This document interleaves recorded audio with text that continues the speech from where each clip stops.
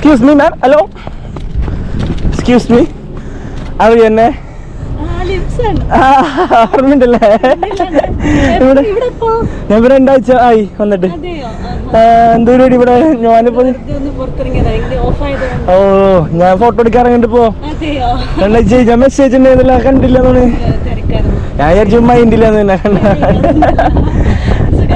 സുഖായിരിക്കണേ. Photo എടുത്തല്ല അന്നത്തെ പോലെ. നമ്മളന്ന് ഇവിടെ അപ്പുറത്ത് വെച്ചാണല്ലോ എടുത്തത്.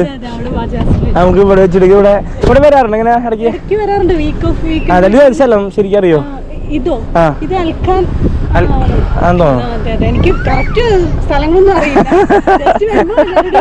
ഓക്കെ, ശരി ശരി. എടുക്കാന്ന് വെച്ചാൽ ഫോട്ടോ കുഴപ്പമില്ല. സമയണ്ടാ? ഓ, സമയമില്ലാത്ത റിപ്ലൈ ഇല്ലാത്ത സമയം ഉണ്ടല്ലോ. ഓക്കെ, കുഴപ്പമില്ല. ശരി, ഓക്കെ. നോക്കിയേ, അടിപൊളിയുടെ അതൊക്കെ നോക്കിയോ? ഓ, ഇത്ര ലുക്കിലാണ് നിൽക്കുന്നത്. നോക്കിയോ? ഇതല്ല പോട്ടെ, ഈ കമ്പനിയില്ല നമുക്ക്. ഓക്കെ, ആ മുട്ടിങ്ങനെ വെച്ചിട്ട് അത് നൈസാണ്. അത് ശരി, കാണാം. ഞാൻ ഫോട്ടോസ് അയച്ചിടാം, ടാഗ് ഇടാ റീലിടുമ്പോ. മറ്റേ പോവായോ? ലൈറ്റ് പോയി, ഞാൻ പോയി.